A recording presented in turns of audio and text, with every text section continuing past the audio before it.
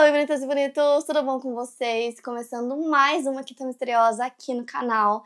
Se você novo por aqui e ainda não está inscrito, aproveita e já se inscreve aqui embaixo que tem vídeo novo pra vocês toda segunda e toda quinta. Playlist completa com todos os casos que eu já contei aqui no canal vai estar aqui na descrição pra vocês. Corre lá maratonar que tem mais de 400 casos. Quinta Misteriosa também é podcast pra ouvir quando e onde quiser. E não esquece de me acompanhar nas redes sociais que eu vou deixar aqui na tela pra vocês. Me sigam por lá que tem conteúdo extra. E conforto é uma prioridade pra mim na hora de me vestir, tanto no meu dia a dia quanto pra gravar aqui pra vocês. E se tem uma marca que preza por conforto, essa marca com certeza é a Insider. E pra quem cometeu a loucura de deixar a Black Friday da Insider passar, calma, que ainda dá tempo. Mas essa é a última oportunidade do ano de aproveitar as melhores promoções da Insider, que somadas ao meu cupom de 15%, podem chegar até a 40% de desconto. Hoje eu tô usando a wide leg, que é super linda, ela tem o caimento perfeito, eu tenho de várias cores. E eu tô usando também a regata Structure Tank, que é super linda, ela evapora rápido o suor. Ela tem cores super vivas, não desbota com o tempo. É feita com fibras de origem natural e biodegradáveis. É altamente respirável, tem conforto térmico. E é óbvio, muito linda, juro, ela ficou perfeita nesse look. Eu amei, fora que ela é super confortável. Então, ó, eu vim lembrar vocês da Cyber Monday. Essa é a last call da Black Insider. Esses são os últimos dias para aproveitar os descontos e também é uma ótima oportunidade para garantir os seus presentes de fim de ano. Então lá no site vocês vão ver que tem vários descontos, é a última chance de aproveitar. E como eu falei, tem o meu cupom Jaqueline15 que dá mais 15% de desconto. Vou deixar aqui na tela. Vou deixar também um link para vocês aqui na descrição, então clicando nesse link vocês vão direto para o site. Corre aproveitar que essa é a última chance, então vai estar tudo certinho pra vocês aqui na descrição. E agora bora começar o caso de hoje.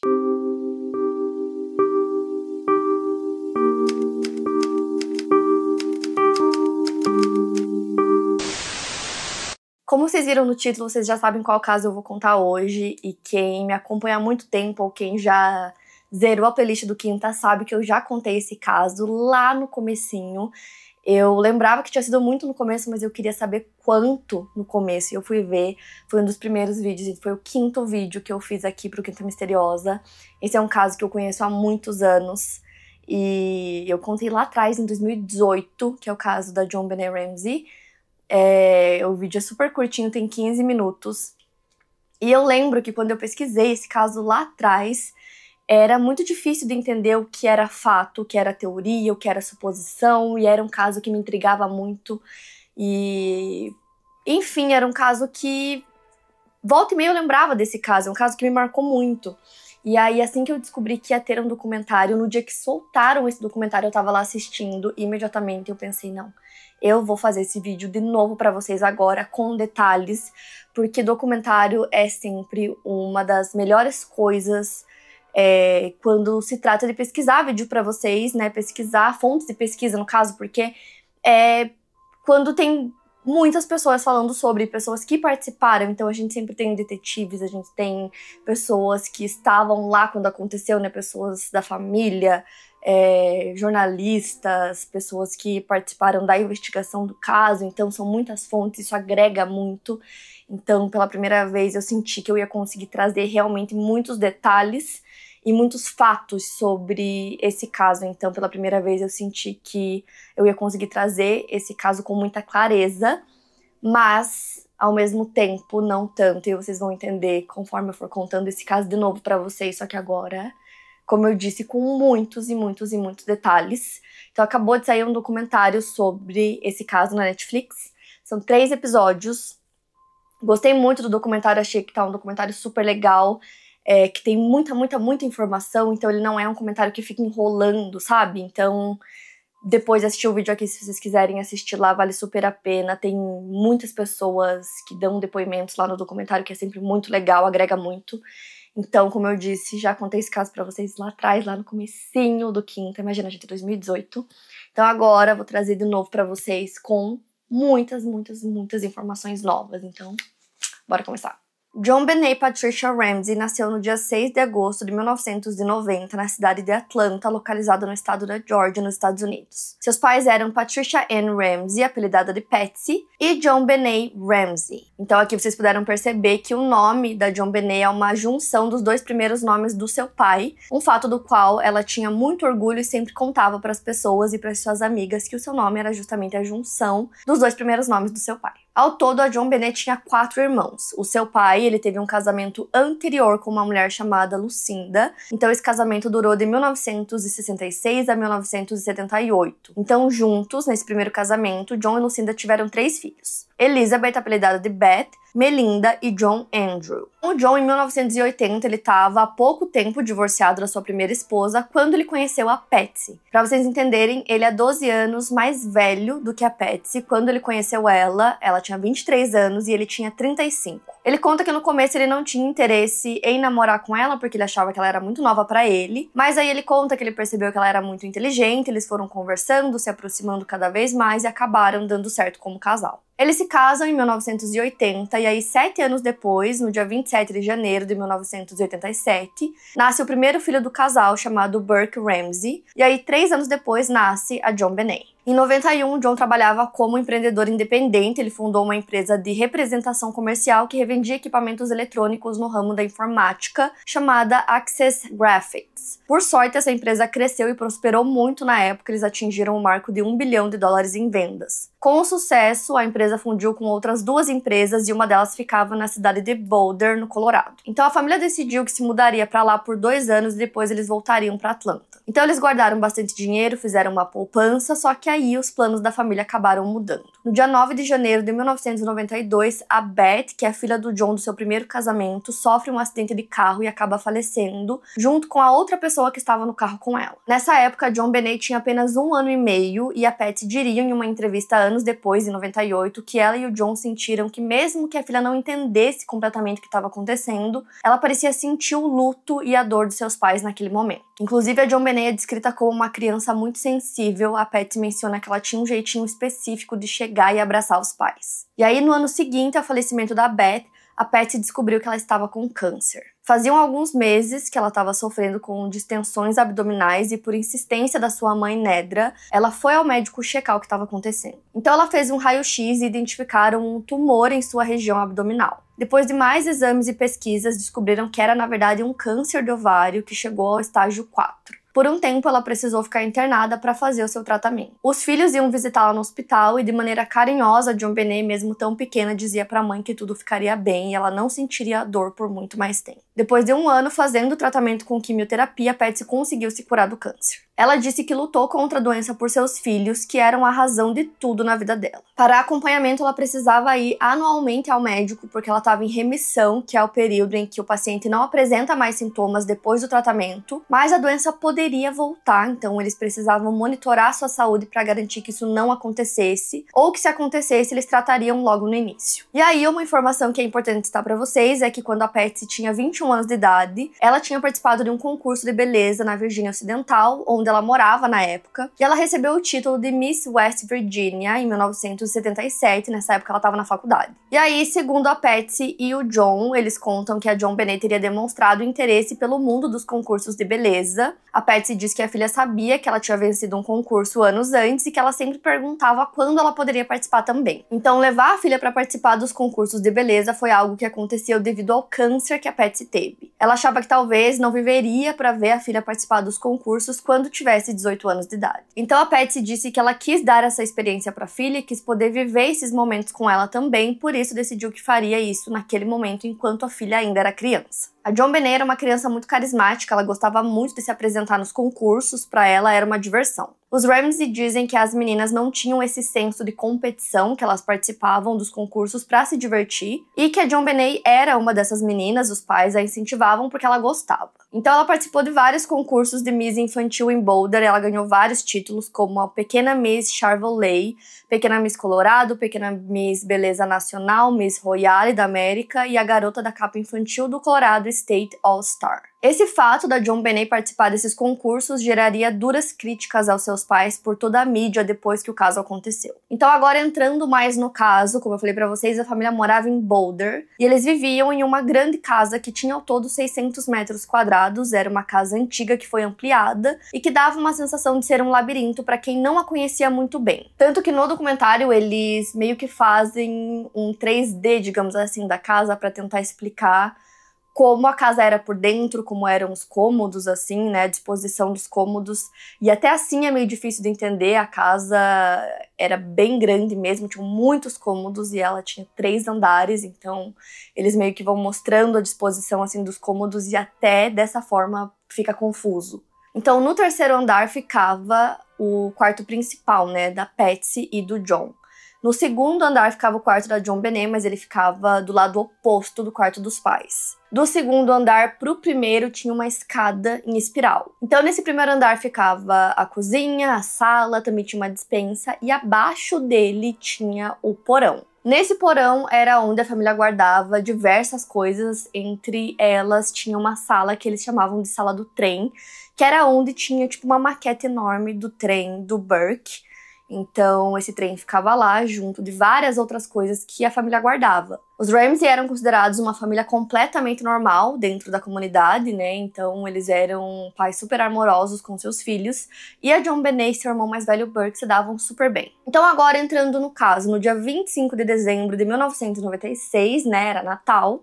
A família, então os pais e as crianças, os 4, foram jantar na casa de alguns amigos do John e da Patsy. Segundo o que o John se lembra, eles teriam saído de casa por volta das 6 horas da tarde pra ir nesse jantar, então eles saem de casa, vão pro jantar e voltam pra casa por volta das 9h30. Eles iriam viajar bem cedinho no outro dia pra visitar os familiares em Michigan. Ele explica que eles fariam essa viagem porque os seus filhos mais velhos precisaram trabalhar no dia do Natal, então eles só poderiam comemorar mais tarde. Então era por isso que eles iriam todos se encontrar no Michigan. A Patsy disse em entrevista em 1998 que ela acordou muito cedo naquela manhã, antes mesmo do sol nascer. Ela se lembra que era por volta de 5h45. Então ela se lembra de acordar, descer aquela escada em espiral e ir para a cozinha para preparar o café da manhã para todo mundo, antes mesmo de todos acordarem, né, antes da viagem. Só que aí ela conta que conforme ela foi chegando próximo do pé da escada, ela percebeu que tinha um pedaço de papel jogado ali, e aí ela pegou esse pedaço de papel e começou a ler as primeiras linhas. Ela disse não se lembrar exatamente o que aquele bilhete dizia, porque ela leu "Estamos com a sua filha", e quando ela leu essa frase, ela imediatamente correu pro quarto da JonBenét. Chegando lá, viu que a filha não estava na cama, então ela começou a gritar. Nesse momento, o John estava no quarto se barbeando. Ele escuta a esposa gritar e esse bilhete que a Patsy encontrou era um pedido de resgate.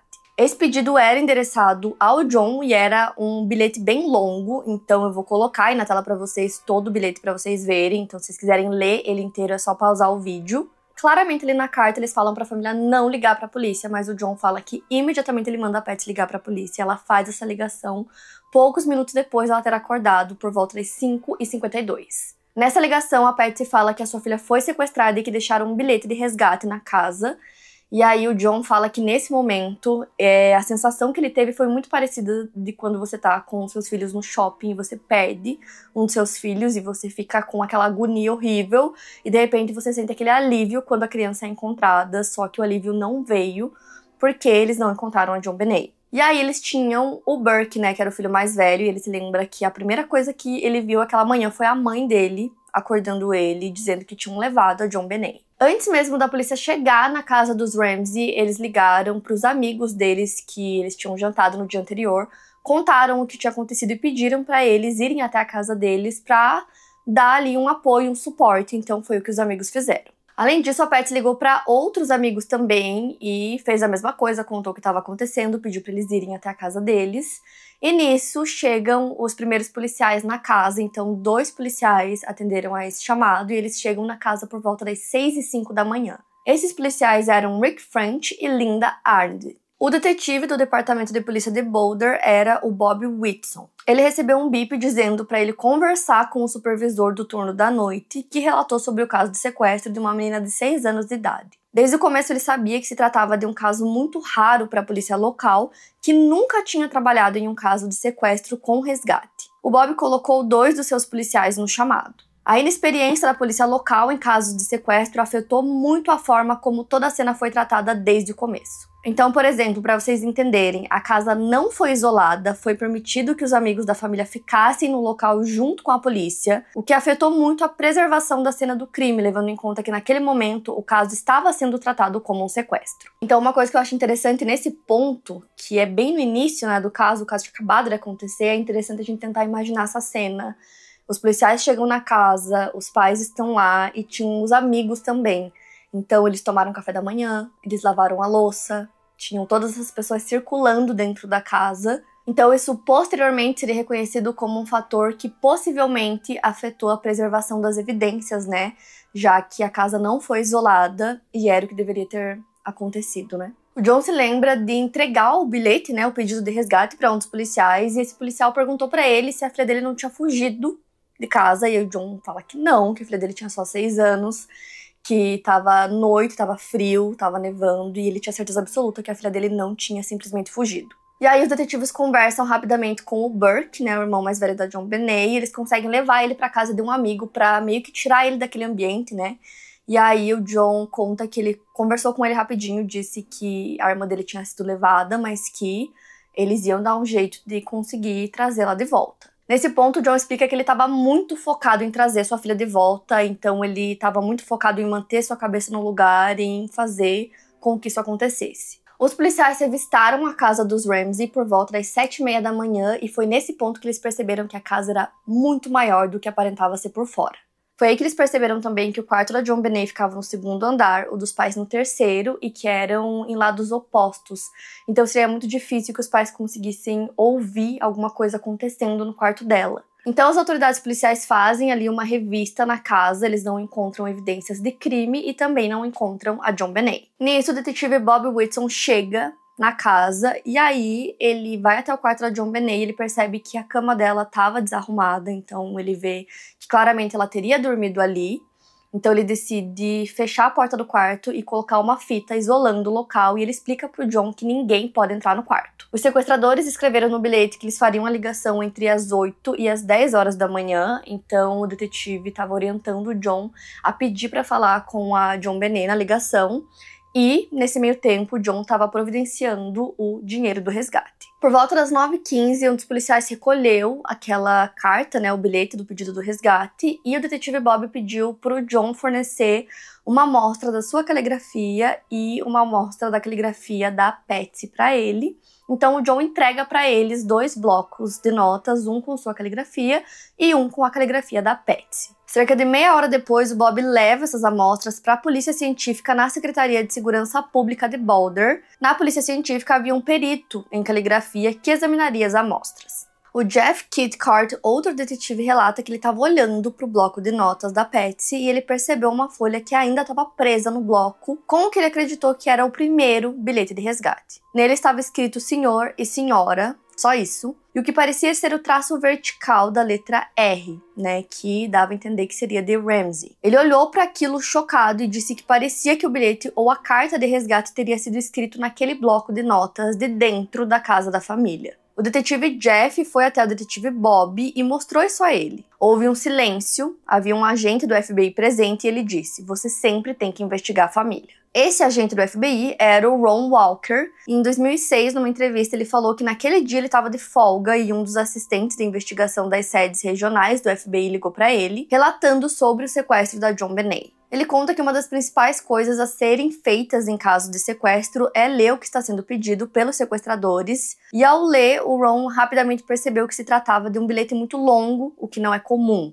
Ele disse que os bilhetes de resgate costumam ser bem curtos e diretos. Outra coisa que foi percebida com estranheza no bilhete foi o valor, que era um valor bem específico, né? Eles pediam 118 mil dólares. Ele disse que era um valor considerado baixo para pedidos de resgate, que costumam ser de 200 mil para cima. E além disso, geralmente os sequestradores pedem valores mais redondos, como 250 ou 300 mil dólares. Observando esses fatores, o Ron acreditava que o bilhete de resgate era falso. Enquanto isso, a família aguardava pela ligação dos sequestradores. Segundo John, foram horas angustiantes e eles simplesmente não ligavam. Passou das 10 horas da manhã, o horário limite que estava escrito no bilhete, mas ninguém ligou. A Patsy deu uma entrevista em 1998, ela disse que olhava para os policiais perguntando o que eles iam fazer, se eles tinham, sei lá, fechado os aeroportos. Ela queria saber qual era o plano deles, e eles disseram que não, que eles não iam fazer isso. E parecia não haver um plano, então ela estava desesperada, ela queria que fizessem alguma coisa, né, para encontrar sua filha. Nisso, eles não receberam a ligação, já tinham se passado algumas horas, era por volta da 1 da tarde. E a policial que estava lá no local falou pro John por que ele não dava uma volta na casa, dava uma olhada, né, observava a casa para ver se ele não notava alguma coisa fora do lugar. Então, na companhia de um dos amigos do John, ele começou a dar uma volta na casa, então ele desce até o porão, passa por aquele trem que eu falei pra vocês, ele vai até um quarto que tinha lá. E nesse quarto ele percebe que a janela do quarto estava quebrada e que logo abaixo da janela tinha uma mala que ele achou estranho porque ele não lembrava de ter colocado aquela mala ali. Ao observar aquela cena, ele percebeu que aquela mala poderia ter servido de degrau para conseguir subir na janela, porque essa janela específica era uma janela mais alta. E como eu falei, a janela estava quebrada. E aí ele fala que ele tinha quebrado a janela porque ele precisou entrar um dia na casa, ele estava sem chave. Então a cena para ele era estranha. Aquela mala não era pra estar ali. Essa janela também específica, ela fica no nível da rua. Então, assim, pra tentar explicar pra vocês, se tiver foto eu coloco aí, mas ela fica no nível da rua porque ela fica no porão. Então, em cima dessa janela tem uma grade, então você tem que tirar essa grade pra você poder entrar nesse vão, digamos assim, e passar pela janela pra conseguir entrar ali. Essa parte específica, né, do porão que eles estavam, e essa janela dava pros fundos da casa, pra parte da churrasqueira. Então, eles acharam estranho, né? Ali tava um pouco esquisito. Então, eles continuam fazendo a busca ali naquela área do porão. E eles entram em uma outra sala que tinha ali, que eles costumavam chamar de adega. Apesar deles não guardarem vinhos ali, eles chamavam essa sala de adega. Esse local tava mais para um depósito, que eles guardavam diversas coisas. Então, eles entram nesse depósito. E é nesse momento que o John encontra o corpo da JonBenét. Ela tava com uma fita na boca, tava com os bracinhos presos, com um cadarço. O John imediatamente arranca essa fita da boca dela. Ele tenta desamarrar também esse cadarço, que ele não consegue porque tava muito preso. Imediatamente ele pega a filha nos braços e leva pro andar de cima e começa a pedir ajuda pros policiais, que checam se ela tinha pulso, mas percebem que já era tarde demais. Então, assim, essa busca que o John fez nesse momento, ele faz com um amigo, né? Ele não faz com policiais, então a coisa certa a se fazer nesse momento seria chamar os policiais, talvez isolar a cena, mas ao mesmo tempo é um pai que encontra o corpo de uma filha, né? Então, esse caso, o tempo todo eu tento me colocar em todos os lados, sabe? Do que seria certo a se fazer, mas também é um pai que estava procurando a filha. Então, enfim, as pessoas sempre falam nessa parte, porque ele não podia ter feito isso, porque tinha que ter isolado a cena, mas ele não tava nem com um policial fazendo essa busca, isso já tava errado. E antes disso, já tinha sido feita uma busca na casa, então isso é importante eu relembrar vocês. No momento que os policiais chegam primeiro na casa, aquele primeiro momento, eles buscam na casa e eles não entram nesse quarto, por algum motivo eles não abriram a porta desse quarto, eles não entram nesse quarto. Então, quem encontra o corpo é o pai, é o John. Então, como eu falei, ele pega o corpo, leva pro primeiro andar, e aí era tarde demais, ela não tinha mais pulso. Em um primeiro momento, a Patsy é impedida por uma amiga de ver o corpo, e aí a 1h12 os detetives avisam que o corpo foi localizado. De acordo com a Paula Woodward, que é uma jornalista investigativa, ela recebeu de uma de suas fontes a seguinte informação. Ela disse que essa fonte estava em uma reunião de policiais no departamento de polícia, e quando souberam que o corpo foi encontrado, uma pessoa ouviu o investigador cochichando para o outro que sabia que eles, no caso os Ramsey, mataram a filha deles. Pouco depois da descoberta do corpo, John e a Patsy foram escoltados para fora da residência e ficaram na casa de amigos enquanto a polícia investigava o local. Nesse ponto, que a casa foi isolada como cena de crime, e por volta das 9 da noite, o legista saiu da casa com o corpo. Os jornalistas cercaram a casa, mas naquele momento a polícia não deu declarações aprofundadas sobre o caso, apenas disseram que a JonBenét teria sido baleada ou apunhalada. Um dos investigadores que saiu da casa forneceu à imprensa o nome e a idade da vítima, mas nenhum suspeito foi publicamente identificado naquele momento. Os repórteres conseguiram conversar com alguns vizinhos que disseram apenas que ela era uma garotinha bonita e educada. Ao saberem o nome da vítima, os repórteres investigativos passaram a pesquisar e tentar descobrir quem eram os Ramsey. Alguns desses repórteres falaram com a Netflix no documentário, e a Carol McLinley, repórter investigativa da Fox News Channel, diz que eles estavam sedentos por qualquer informação. Em suas pesquisas, os repórteres descobriram que o John era presidente da Access Graphics, uma empresa bilionária com sede na cidade. Descobriram que ele e a Patsy tinham um filho mais velho chamado Burke, e descobriram também sobre a morte da Beth, uma das filhas mais velhas do John. A jornalista Paula disse que tentou conversar com todos da família, mas ninguém quis falar com a imprensa. Segundo o detetive Bob, na autópsia do corpo da JonBenét constava que o seu assassino pegou um cordão branco, amarrou seus pulsos, pegou o mesmo cordão e fez o que é conhecido popularmente como garrote ou ligadura.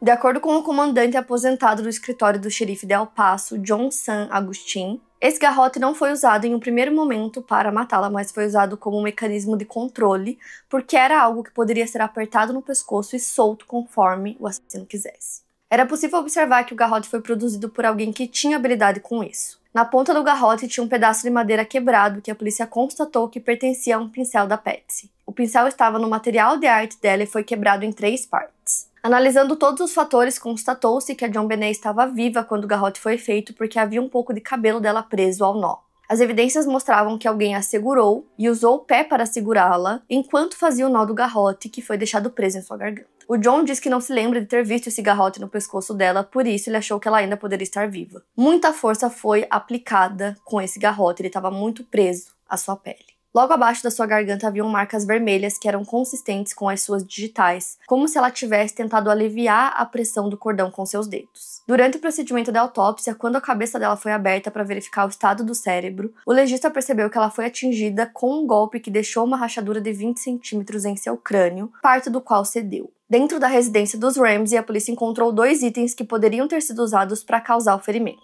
Um deles era um taco de beisebol que a família tinha e que foi encontrado do lado de fora da casa, e o outro era uma lanterna que foi deixada na cozinha da casa. Apesar das suspeitas, os objetos foram testados e não haviam evidências físicas de que eles tivessem sido usados dessa forma. A causa da morte foi listada oficialmente como asfixia por estrangulamento associada com trauma crânio-cerebral. O patologista que examinou o corpo não conseguiu determinar o que aconteceu primeiro. Ele disse que ambas as violências poderiam ter acontecido ao mesmo tempo. Além de todos os ferimentos já citados, foram encontradas fibras microscópicas no cabo do pincel, o mesmo que foi colocado no garrote em suas partes íntimas, indicando abuso. Ela também tinha pequenas marcas em suas costas e em seu rosto, eram marcas que tinham a mesma distância uma da outra. No começo, a polícia acreditou que elas tivessem sido feitas pelos trilhos do trenzinho de brinquedo do Burke, acreditando na possibilidade de que JonBenét tivesse se deitado sob esses trilhos. Um dos fatores para que o caso tivesse chamado tanto a atenção da mídia em escala nacional eram as fotos e vídeos da JonBenét em suas participações nos concursos de beleza mirins, fazendo apresentações que demonstravam quão cativante e simpática ela era. Muitos canais importantes de TV nos Estados Unidos, como ABC, NBC, CBS e CNN, abriram seus noticiários durante praticamente um mês, mostrando essas imagens dela nos concursos. Como eu falei para vocês, essas imagens geraram muitas críticas aos pais da JonBenét. As pessoas diziam que ela passava uma imagem muito profissional e que não parecia uma criança, e sim uma mini adulta. Algumas personalidades da TV diziam até que ela passava uma imagem que chegava a ser sensual, e isso repercutiu de maneira muito negativa sobre os pais dela. Logo que o caso aconteceu, os pais não rebatiam essas críticas e fizeram isso apenas alguns anos depois, em 1998, durante uma entrevista concedida a Michael Taylor, professor documentarista da Universidade do Colorado em Boulder. Nessa entrevista, a Patsy disse que essa sexualização estava na cabeça das pessoas, que não era a intenção dos pais, que eles levavam a filha nos concursos porque ela gostava de ir. O John disse que apenas os pais das meninas que estavam competindo estavam presentes nesses eventos e que elas estavam lá para mostrar o que gostavam de fazer. Então agora, voltando para a ordem cronológica do caso, então 3 dias depois, no dia 29 de dezembro de 96, a polícia começa a receber duras críticas, ao trabalho deles pela forma como eles fizeram tudo, praticamente, porque principalmente pelo fato de que eu falei pra vocês que muitas pessoas circularam dentro da casa, pelo fato de que o John começou a buscar pela casa com um amigo e não com a polícia, e principalmente pelo fato da polícia ter feito uma busca pela casa primeiro e não ter encontrado o corpo da JonBenét, e principalmente também por eles não terem isolado a casa como cena de crime, e por conta disso, muito possivelmente, muitas evidências possivelmente foram destruídas nesse meio tempo. O John San Agustin, que é o comandante aposentado da polícia, disse que isso aconteceu porque eles não tinham experiência em casos desse jeito, que era uma coisa que nunca acontecia na cidade, que eles não tinham experiência porque eles não lidavam com casos desse tipo e que era uma coisa rara de se acontecer ali. Inclusive, ele disse que a morte da JonBenét foi o primeiro homicídio que teria acontecido naquele ano, uma semana antes do ano acabar. Essa falta de experiência da polícia teria ocasionado em uma série de violações no protocolo de cena do crime. Para as autoridades policiais, o John e a Patsy, né, os pais, eram os principais suspeitos desde o primeiro momento, mas por um tempo eles deixaram isso fora da imprensa, fora do olhar do público. Inclusive, o John se lembra de uma coisa que aconteceu logo depois de tudo isso. Ele disse que foi ou no dia 26 ou no dia 27, então logo depois. Ele disse que ele e a Patsy não estavam atendendo ligações, que os dois estavam em choque, então eles não estavam conseguindo nem falar com ninguém direito. Mas aí um funcionário ligou pro John, dizendo que precisava falar com ele, então ele disse que atendeu essa ligação. E o funcionário disse que era uma informação que alguém do governo passou para ele, dizendo que a polícia acreditava que ele era o suspeito e que ele precisava contratar o melhor advogado que ele pudesse. O John ficou em choque com aquela informação, então no dia 31 de dezembro ele contrata um advogado renomado criminal, que naquele momento ele já fala para as autoridades que os Ramsey não vão conversar diretamente com eles, que eles vão falar com seus advogados e só eles vão responder por eles. Essa atitude vista de fora foi muito estranha para todo mundo, né, que pouquíssimos dias depois eles já tivessem um advogado criminalista e que eles tivessem essa atitude de nós não vamos conversar com ninguém e quem vai responder por nós são os nossos advogados. Porém, eles forneceram absolutamente tudo que a polícia pedia. Então, qualquer documento que a polícia quisesse, eles forneceram todos os documentos, cartões de crédito, amostras de DNA, amostras de sangue, tudo. Tudo que a polícia pediu para eles forneceram absolutamente tudo para eles. No documentário, John explica que essa escolha de não conversar com a polícia foi uma recomendação do advogado que explicou para eles que eles precisavam tomar cuidado porque tinha muita gente inocente presa. Ele conta que naquela época ele não se importava com nada que estavam falando dele, as pessoas já estavam falando muitas coisas sobre ele e a Patsy, mas ele conta que estava sofrendo muito a morte, né, da sua filha, que eles estavam passando por um momento horrível e que até morrer talvez aliviasse toda a dor que ele estava sentindo. Ainda no dia 31 de dezembro ocorre o velório da JonBenét e ela foi enterrada ao lado da sua irmã mais velha, Beth. Enquanto eles estavam no enterro, vários amigos do John e da Patsy falaram para eles conversarem com a polícia para eles se defenderem, já que nesse ponto já tinham muitas acusações contra eles, dizendo que eles eram os culpados, né, pela morte da filha. Então os amigos queriam que eles se defendessem. Bem no início da investigação, a polícia não vazava quase nada de informação assim sobre o que eles estavam investigando, mas logo depois eles começaram a vazar todo tipo de informação de forma bem intencional. Eram informações que eles queriam realmente que fossem amplamente divulgadas. Então, assim, eles tinham uma teoria desde o início de que o crime só poderia ter sido cometido por alguém de dentro da casa porque não haviam pegadas na neve do lado de fora da casa. O Charlie Brennan, que é um escritor da equipe do jornal Rocky Mountain News, era uma dessas pessoas que mais recebia informações da polícia. Ele conta que logo que o caso aconteceu, ele recebeu essa informação, que foi uma coisa que a polícia considerou muito importante, que era justamente o fato de que não haviam essas pegadas do lado de fora da casa, né? Não haviam pegadas na neve. Foi algo que foi considerado muito relevante para a polícia e ele disse que recebeu essa informação de uma fonte extremamente confiável. Mas, segundo o professor documentarista Michael Tracy, naquele dia não estava nevando. Inclusive, tinha só um resto de neve naquele dia. E na parte de trás da casa que eu expliquei pra vocês, onde ficava aquela janela, que era no nível da rua, da parte da churrasqueira, próximo de onde encontraram o corpo, né, que era da parte de trás da casa, não tinha praticamente neve alguma. Eles mostram no documentário uma foto da casa no dia, né, que os policiais estavam lá, no dia que tudo aconteceu, e praticamente não tinha quase nada de neve. Na época, como o caso rapidamente ficou muito conhecido e os jornais, né, os jornalistas queriam publicar tudo sobre o caso, o que dá a entender no documentário é que muitas vezes eles não checavam direito as informações, eles simplesmente recebiam e iam publicando tudo. Eles dão a entender que eles recebiam uma informação de uma fonte que eles consideravam confiável, que muitas vezes eles não tinham como checar a veracidade, se era aquilo mesmo ou não, e aí eles iam publicando tudo. Tem a questão também que a família não falava com ninguém, nem com a polícia e nem com os jornalistas, então eles não tinham como ter a versão da família para essas coisas. Eles falam que eles tinham 2 fontes dentro da polícia, Então, muitas vezes eles usavam apenas essas fontes.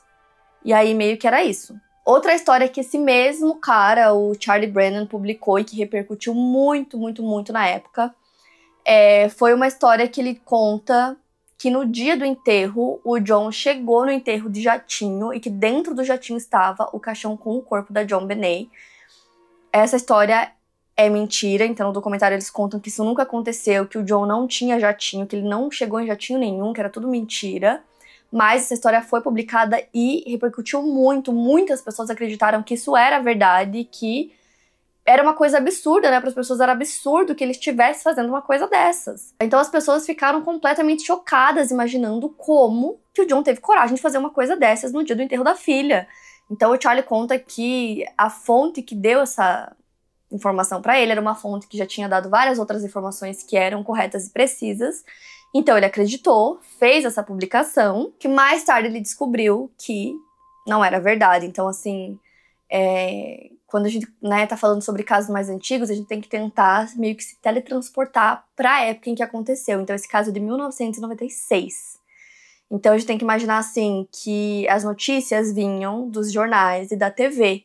Então, o que as pessoas viam nos jornais e na TV, obviamente, elas pegavam aquela informação e tinham certeza que aquilo era verdade. Então, tudo que elas viam sobre os casos, e sobre esse caso que estava gigante, todo mundo estava falando sobre isso, qualquer informação que elas viam, elas tinham certeza que era verdade. Então, imagina tudo que não só esse escritor, mas outros também publicaram e que era mentira, que saiu em todo lugar e as pessoas tinham certeza absoluta que era verdade, como essa história do jatinho.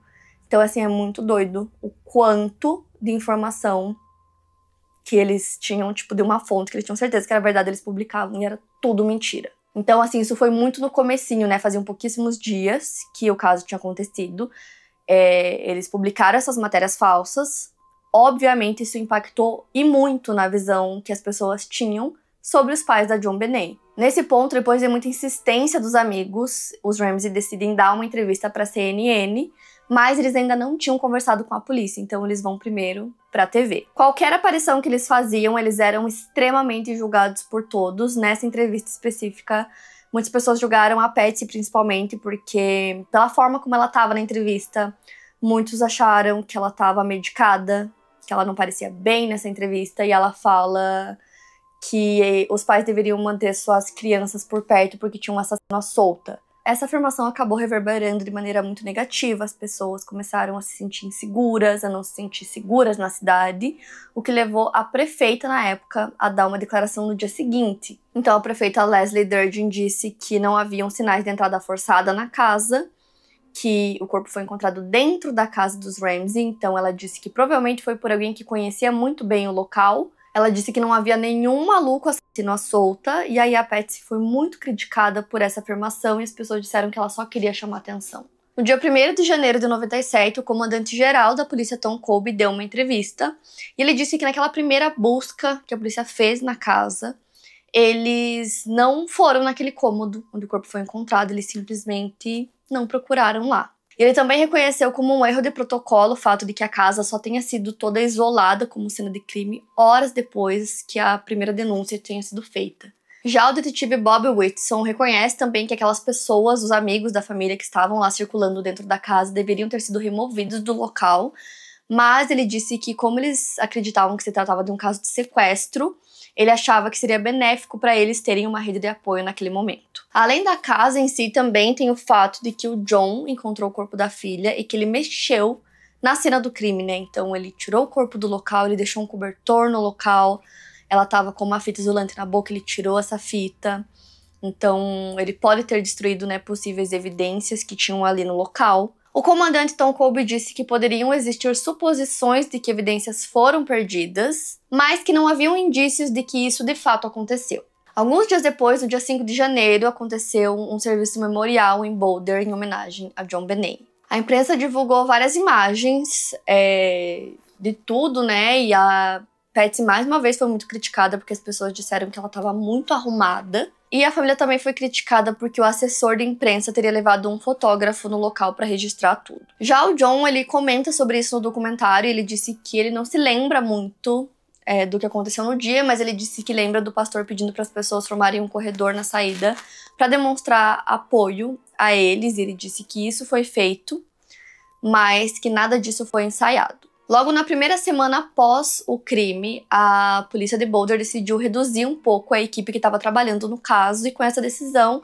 o detetive Bob foi retirado da investigação. O detetive Tom Trujillo e o detetive Steve Thomas assumiram a responsabilidade de investigar o caso Ramsey. O detetive Steve Thomas anteriormente estava envolvido na unidade de narcóticos e ele não tinha experiência com homicídios. Ele anunciou à mídia que eles não forneceriam informações. Apesar do Bob Whitson não estar mais envolvido diretamente na investigação, os detetives Steve e Tom relataram para ele que tinham certeza de que os culpados pelo assassinato eram os pais. O Bob disse que não tinha motivos para duvidar deles porque eles eram as pessoas que estavam envolvidas diretamente no caso. Anos depois, ele descobriria que ele não teve acesso a muitas informações que a polícia tinha na época e passou a se questionar sobre a real culpa do John e da Patsy. Ainda nesse período de início de janeiro, todos estavam ansiosos para que os resultados dos testes de DNA das amostras coletadas na cena do crime ficassem prontos. As amostras foram processadas no Instituto de Investigação do Colorado. Foram coletadas amostras da parte de baixo das unhas da John Benet e de sua calcinha. Os resultados saíram no dia 15 de janeiro e mostravam que o DNA não correspondia a ninguém da família Ramsey. O assessor da família Pat Corten disse na época que eles estavam ansiosos pelos resultados, pois sabiam que os resultados os excluiriam da lista de suspeitos. Entretanto, apesar da polícia de Boulder ter recebido os resultados em janeiro, eles não foram divulgados. Os detetives do caso estavam completamente convencidos que os Ramsey eram os culpados, mesmo que a informação do DNA não confirmasse isso. Nem o promotor do caso sabia que os DNAs não correspondiam aos Ramsey. Essa informação só se tornou pública meses depois. Isso permitiu que o John e a Patsy fossem colocados como culpados nos veículos de mídia da época. Logo no início da investigação, a polícia vazou a informação de que a Patsy havia escrito o bilhete de resgate. O advogado dela a impediu de conversar com a polícia, mas como eu já citei, não a impediu de fornecer amostras de caligrafia, porque isso foi feito logo no primeiro dia. A polícia alegou na época que foram encontradas similaridades entre a letra dela e a letra que estava no bilhete de resgate, que aparentemente foi escrito no bloco de notas que pertencia a ela. Porém, 4 peritos, 2 deles sendo do serviço secreto, olharam para o bilhete e afirmaram que ele não foi escrito por ela, segundo o detetive Bob Whitson. Mesmo assim, a informação falsa de que ela era a autora do bilhete vazou e alimentou ainda mais as teorias da conspiração da época. No final do mês de janeiro de 97, a imprensa publicou a notícia de que o valor do resgate pedido no bilhete, que era de $118 mil, era praticamente o valor que o John receberia de abono anual de sua empresa, que seria de $118.700. O valor pedido no resgate sempre foi alvo de muitas suspeitas por ser muito específico. Essa notícia foi publicada com um tom de que a pessoa que pediu o resgate sabia sobre esse dinheiro. O detetive Bob Whitson alega que se a pessoa que fez esse pedido de resgate passou algumas horas dentro da casa, ela poderia ter vasculhado, a casa da família, os documentos do John e ter encontrado, um documento com esse valor e por isso ela poderia ter escolhido esse valor bem específico. A gente pode separar esse caso entre 2 vertentes, que as pessoas acreditam que os Ramsey são os culpados e as que acreditam que eles são inocentes. Então, para quem acredita que eles são inocentes, é muito simples acreditar que uma pessoa entrou na casa naquele dia, que eles tinham saído para jantar com os amigos no Natal, e que naquelas horas que eles não estavam em casa, naquela casa enorme, essa pessoa ficou andando pela casa e poderia ter mexido nos seus pertences, poderia ter ficado escondida na casa até no momento em que eles estavam na casa depois que eles voltaram, sem que eles percebessem. E que nesse meio tempo essa pessoa encontrou esse documento com o valor de 118, Então, quem acredita na inocência deles acredita muito que isso poderia ser bem possível. Mas na época do caso, a maioria das pessoas acreditava nessa outra vertente de que eles eram os culpados, do caso, principalmente por todas as informações que eram divulgadas na mídia. Inclusive, em dado momento, o John foi considerado o principal suspeito do caso, com muitos alegando que ele, inclusive, teria molestado a John Benet e depois cometido o crime.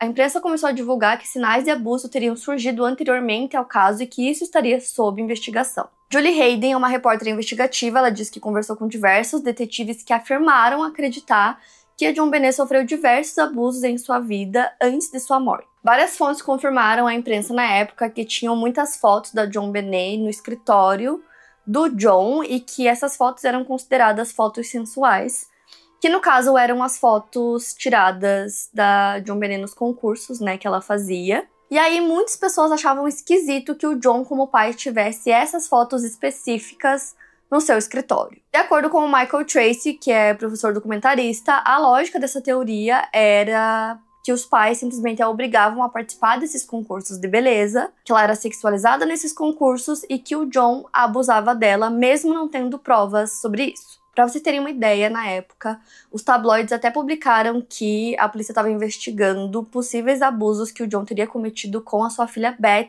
que é aquela filha que faleceu em um acidente de carro. E aí vem o pediatra da JonBenét, ele foi entrevistado na imprensa e ele afirmou que ela nunca apresentou nenhuma evidência de abuso. E ele respondeu isso de maneira categórica, alegando que ela nunca sofreu nenhum abuso. Ele sabia, inclusive, que como médico, se ele mentisse sobre isso, ele poderia perder a sua licença médica e, mais uma vez, ele negou que ela tivesse sido abusada. Mas os tabloides continuaram publicando muitas histórias sobre isso, que acabou se tornando uma crença, na população. No dia 13 de fevereiro de 97, o promotor Alex Hunter fez uma entrevista coletiva dizendo que ele queria falar diretamente com o assassino ou com os assassinos. Ele afirmou que a lista de suspeitos só diminuiria e que logo restaria apenas o culpado e que ele pagaria pelo que ele fez. A jornalista Julie Hayden disse que toda vez que as autoridades policiais falavam assim de maneira pública, eles passavam essa impressão de que o caso estava quase sendo solucionado, só que ele nunca era. Segundo ela, fontes de dentro da polícia afirmavam que eles tinham certeza que os pais eram culpados, mas eles não conseguiam estabelecer ali dentro realmente quem havia feito o quê entre a Pat e o John, mas eles acreditavam que só um deles era realmente o culpado. Então eles começam a acreditar que só um tinha realmente cometido o crime, como eu falei, eles tinham essas suspeitas em cima do John, mas aí eles começam a acreditar que, na verdade, quem tinha cometido o crime era a Patsy. A teoria sobre a Patsy é que ela teve um ataque de raiva e cometeu o crime porque a JonBenét teria feito xixi na cama.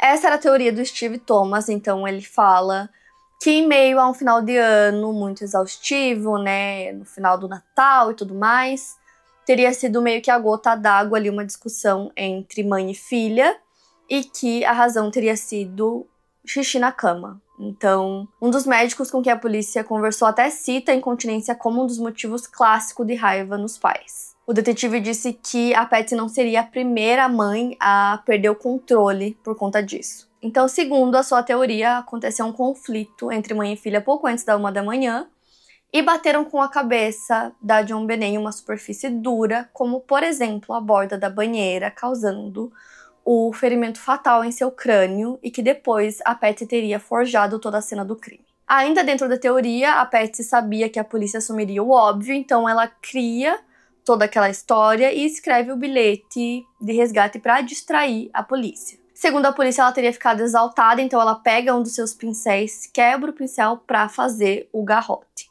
Então, segundo ele, ela teria feito toda aquela cena do crime que ela mesma encontraria na manhã seguinte. Para o detetive Bob Whitson, o principal problema dessa teoria é que ela não está alinhada com as evidências encontradas no caso. A principal de todas elas é o fato de que a JonBenét estava viva, quando tudo aconteceu, quando ela foi torturada. Então, se a Patsy foi a culpada, ela teria que ter feito tudo aquilo com a filha viva. O John, o pai da JonBenét, fala que essa teoria é uma completa loucura. Ele fala sobre tudo que a Patsy passou, sobre o câncer, que ela tinha vencido um câncer, então ela estava extremamente feliz de estar viva, e que todos os filhos dele molharam a cama quando criança, e que aquilo não seria nunca um motivo para ela fazer tudo aquilo que ele citou na teoria. Então ele fala que é uma completa loucura, ela estava feliz de estar viva e que ela jamais faria uma coisa dessas. E aí, em março de 1997, o promotor Alex Hunter enfrenta algumas divergências com a polícia de Boulder. Segundo o que ele mesmo diria em uma entrevista em 2004, algumas pessoas de dentro da polícia de Boulder acreditavam que sabiam quem eram os culpados do crime, que eram os Ramsey. Porém, parte da promotoria acreditava que não eram os Ramsey e sim um invasor. Essa diferença, onde um acredita em uma coisa e o outro acredita em outra, fez com que eles não conseguissem trabalhar bem juntos. O promotor Alex Hunter queria a ajuda de uma pessoa que tivesse mais experiência em casos como esse, então ainda em 97 ele pede a ajuda de um detetive mais experiente, que no caso era o Louis Smith. O Louis Smith era um detetive profissional muito respeitado. Ele trabalhou em vários casos de repercussão e na época ele já teria investigado mais de 150 homicídios. Sua reputação era ótima por seu trabalho no Colorado e ele era admirado por policiais, juízes e promotores do estado. Ele foi responsável pela solução de um caso em Colorado Springs usando apenas uma impressão digital. Nesse caso, a criança foi sequestrada de dentro da casa dos pais. O Lou gravava fitas de áudio sobre os casos em que trabalhava como se fossem diários. Em suas fitas, ele dizia que não acreditava que o assassinato da JonBenét era culpa de sua família, porque ele tinha a impressão de que ela era uma criança que significava muito para os seus pais. Inclusive, essa parte do documentário é super interessante, porque eu particularmente gosto muito de ver essa parte da investigação dos casos. Então, eles mostram várias partes das gravações que ele fazia. Na época, o John São Agustin trabalhava no escritório do xerife de El Paso e o Lou Smith era o seu chefe. Ele pediu ajuda para organizar as informações do caso com o objetivo de entender o que estava acontecendo até ali. O John São Agustin diz que o Lou Smith era o Sherlock Holmes do seu tempo. Então, no dia 13 de março de 97, cerca de 2 meses e meio depois do crime, a mídia divulgou notícias de que haviam problemas entre a polícia de Boulder e a promotoria. A polícia parecia não ter respeito pela promotoria e haviam teorias divergentes sobre o que teria acontecido. O Lou começa o seu trabalho investigativo pelo corpo da JonBenét. Em sua visão, uma das provas mais importantes deixadas pelo assassino foram as marcas nas costas e no rosto. Anteriormente, a polícia acreditava que ela havia se deitado sobre os trilhos do trem de brinquedo do irmão, e aí eles não deram muita importância para esses ferimentos. Porém, o Lou trouxe uma nova visão sobre essas marcas. Elas tinham a mesma distância entre si e era possível observar que eram levemente retangulares, levando o detetive a acreditar que foram feitas por uma arma de choque. Ele fez vários testes em um porco cuja pele possui similaridades com a pele humana. Ao final desses testes, ele determinou que os ferimentos deixados na pele do porco eram iguais aos que ficaram na pele da JonBenét, concluindo que realmente foram feitos com uma arma de choque. O Lou acreditava que a arma de choque foi utilizada para imobilizar a JonBenét e tirá-la da cama. Essa seria uma alternativa fácil e que fazia pouco barulho. Então o invasor poderia levá-la ao andar de baixo e fazer o que quisesse com ela sem que ninguém ouvisse. Mesmo que a polícia não desse muita importância para essa possibilidade, o uso da arma de choque intrigava o Lou. Ele se questionava do porquê os pais usariam isso na própria filha simplesmente para levá-la ao porão. Era algo que não fazia sentido na cabeça dele. Em seguida, ele avaliou as fotos da cena do crime. A primeira foto tirada pela polícia foi no quarto dela e o Lou afirma que é possível perceber pela forma como as cobertas estavam dispostas que ela foi de fato tirada da cama por alguém. Para o detetive, o que ele podia observar naquela imagem era consistente com sua crença de que ela tomou os choques deitada e foi tirada da cama e levada ao porão. Na mesma imagem, é possível observar que a cama não estava molhada, já questionando a afirmação de Steve Thomas de que a Patsy assassinou a filha porque ela fez xixi na cama. Para sustentar essa teoria, foi apontado que a Patsy teria trocado a roupa de cama e por isso que ela não estava molhada. Entretanto, a roupa de cama que estava lá no momento em que as autoridades chegaram foi levada para testes, nos quais foram encontrados todos os tipos de fibras e fios de cabelo que provavelmente não estariam lá se a roupa de cama tivesse sido trocada naquela manhã. Em um quarto de hóspedes ao lado do quarto da JonBenét foi encontrada uma corda que não pertencia à família Ramsey. Ninguém da família reconheceu aquele objeto. Para o Lou, era possível que o objeto pertencesse ao invasor que trouxe a corda e usou para amarrar a JonBenét e depois a deixou na casa. Quando o Lou chegou, para fazer a sua própria investigação, ele foi muito bem recebido pela polícia, então todos trataram ele super bem.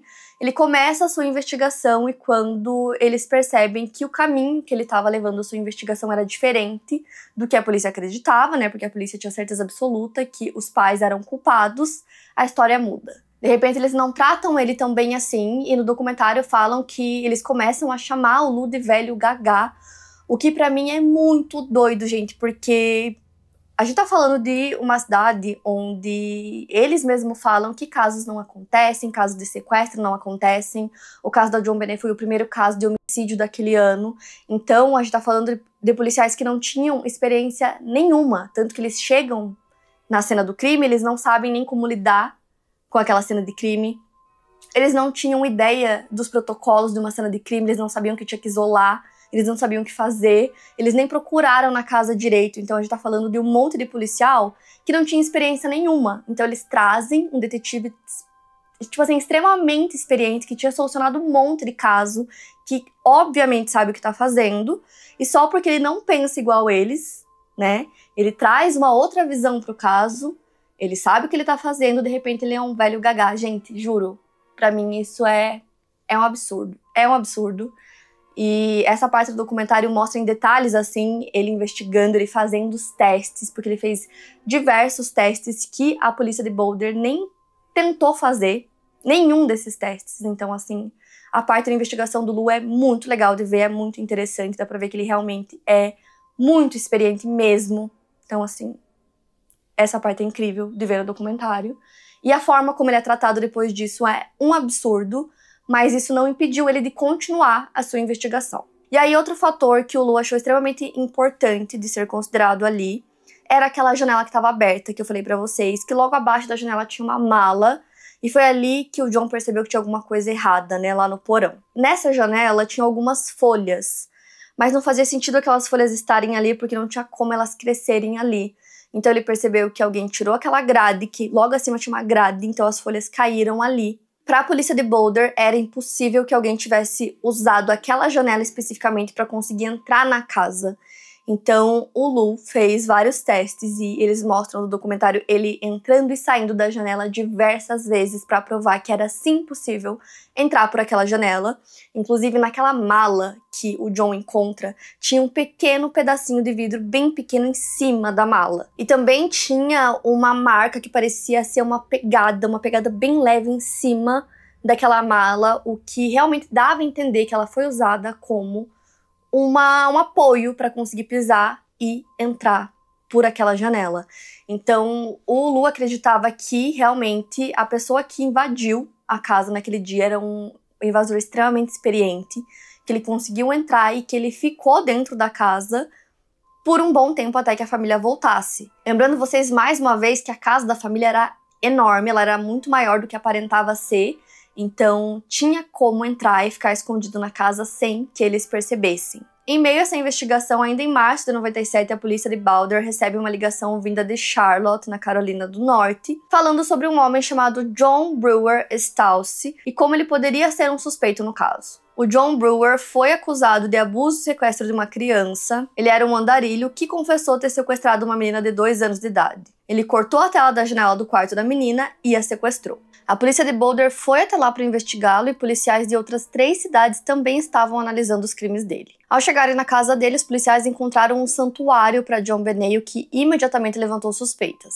Porém, ele tinha um álibi incontestável para o dia do crime. Ele trabalhava em uma fábrica e bateu o ponto durante o dia da morte dela. Com isso, ele foi descartado como suspeito. Em setembro de 97, a polícia se deparou com uma outra ocorrência em Boulder. Em uma casa não muito longe da casa dos Ramsey, mas em outro bairro, uma menina de 14 anos foi atacada. A mãe dela estava dormindo e o pai estava em uma viagem de negócios. Em entrevista, o pai disse que acreditava que o invasor entrou na casa enquanto todos estavam fora e aguardou o momento certo de atacar. A mãe da adolescente acordou depois de ouvir um barulho. Ela pegou um spray de pimenta e foi ao quarto da filha quando encontrou um homem desconhecido. Ela usou o spray e conseguiu expulsar o homem da sua casa. Esse homem nunca foi identificado. Uma possível conexão com o caso da John Benet surgiu quando foi divulgado pela imprensa que essa garota fazia aula no mesmo estúdio de dança da John Benet. Apesar dessa possível conexão, a polícia não conectou oficialmente os 2 casos e continuavam com suas suspeitas a respeito dos Ramsey. Na época também estavam acontecendo alguns casos em que um suspeito entrou na casa das pessoas no meio da noite e tentou ou conseguiu abusar de mulheres, e esses casos aconteceram tanto antes quanto depois da morte da John Benet. Mas não parece que foram eventos muito investigados ou conectados ao caso de alguma maneira. No final de 97, exatamente 1 ano após a morte da John Benet, o detetive Mark Beckner assumiu o caso. A polícia não parecia estar mais perto de solucionar o crime, mas ele confirmou que Patsy e John permaneciam sob suspeita. Foi em 1998 que o professor documentarista Michael Tracy, que eu já citei algumas vezes aqui no vídeo, entrou em contato com os Ramsey para entrevistá-los. O trabalho do Michael consiste em investigar e um dos seus focos seria tratar do declínio dos valores jornalísticos. Em sua opinião, a cobertura midiática do caso de John Benet era um exemplo perfeito disso, levando em consideração a quantidade de notícias inverídicas que foram veiculadas a respeito da família. Ele entrou em contato com o Brian Morgan, advogado do John Ramsey, porque ele queria fazer um documentário sobre o que os Ramsey passaram com a mídia. O documentário se chama Quem Matou John Benet, e foram 5 dias de entrevistas para que ele fosse produzido. Então o John e a Patsy aproveitaram esse espaço para falar sobre tudo que foi veiculado na mídia sobre eles, sobre todas as notícias falsas que foram divulgadas e também sobre todas as acusações que eles receberam,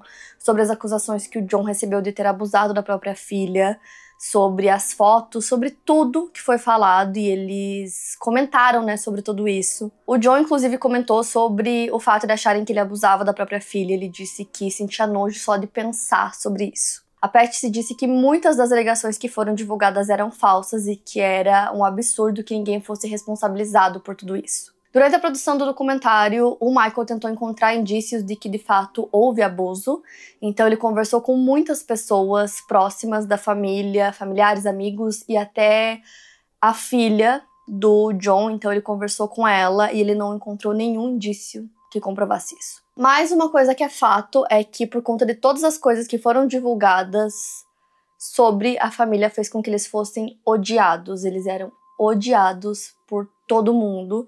Então o John conta que a única coisa que fez com que ele e a Patty se mantessem vivos era o fato de que eles tinham outros filhos. Principalmente o Burke, ele era o mais novo, então o John conta que ele e a Patty precisavam ser fortes pelo Burke. Ele sentia muita falta da irmã mais nova e eles precisavam ser fortes por ele. Uma coisa que eu acho importante citar também é que não eram só os Ramsey que eram perseguidos pela mídia, todos à volta deles também eram perseguidos. Então, por exemplo, se eles iam até a casa de algum amigo, no outro dia esses amigos eram perseguidos e tinham jornalistas, fotógrafos, imprensa, eles ficavam em volta da casa, eles batiam na janela, na porta dessas pessoas e eles também eram perseguidos já no dia seguinte. Em 98, a Patsy e o John deram uma entrevista dizendo que eles tentavam proteger ao máximo o Burke para que ele não visse as notícias que saíam na época, porque tinham várias notícias horríveis, né, sobre eles, e nessa época tinham notícias de que a polícia temia que a Patsy e o John também matassem o Burke. Ainda em 1998, o promotor Michael Caine se envolve no caso, e ele disse que nesse momento não havia muita movimentação da polícia em relação à promotoria porque a relação deles estava estremecida. Ele disse que em 2 dias Steve Thomas e outros detetives fizeram uma lista dos motivos pelos quais eles acreditavam que os Ramseys eram suspeitos, incluindo o comportamento que eles tiveram quando um dos primeiros policiais, Rick French, chegou na cena. Para Steve Thomas não era um comportamento condizente com um sequestro, e sim com pessoas que sabiam que tinha acontecido uma morte. Naquele momento, a polícia acreditava que tinha informações suficientes para pedir por um grande júri. A promotoria analisou para ver se realmente tinha o suficiente para entrar com uma acusação. Então, no dia 3 de junho de 1998, a polícia e a promotoria se reúnem para falar qual teria sido a decisão.